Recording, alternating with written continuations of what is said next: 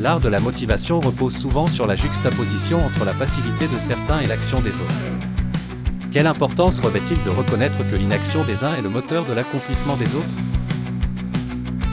La vision de celui qui travaille quand les autres dorment ou qui avance malgré la critique, devient l'écho silencieux d'un succès futur. Le concept même de succès est sans doute subjectif. C'est un bruit qui nécessite une orchestration minutieuse de travail silencieux. Dans cette perspective, attendre un point de départ idéal, comme un feu vert, peut être perçu comme une illusion. Le véritable créateur est celui qui forge son propre départ, qui taille son chemin dans l'incertitude, sans attendre le feu vert du destin. Le refus d'abandonner confère une force inébranlable. Chaque sacrifice fait aujourd'hui se transforme en trophée pour demain. Considérons cet individu qui décide de ne plus rêver mais de réaliser, qui choisit de ne pas attendre mais d'agir. Son choix s'incarne dans la matérialisation du changement qu'il désire voir.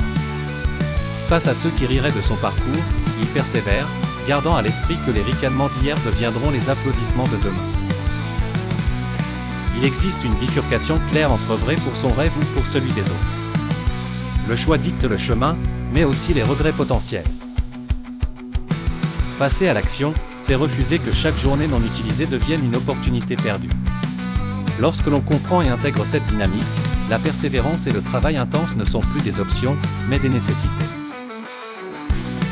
Le discours de la difficulté et de la rareté de l'accomplissement devient le credo de ceux qui osent. Car au final, le grain, cet effort acharné, est la force qui ne ment jamais.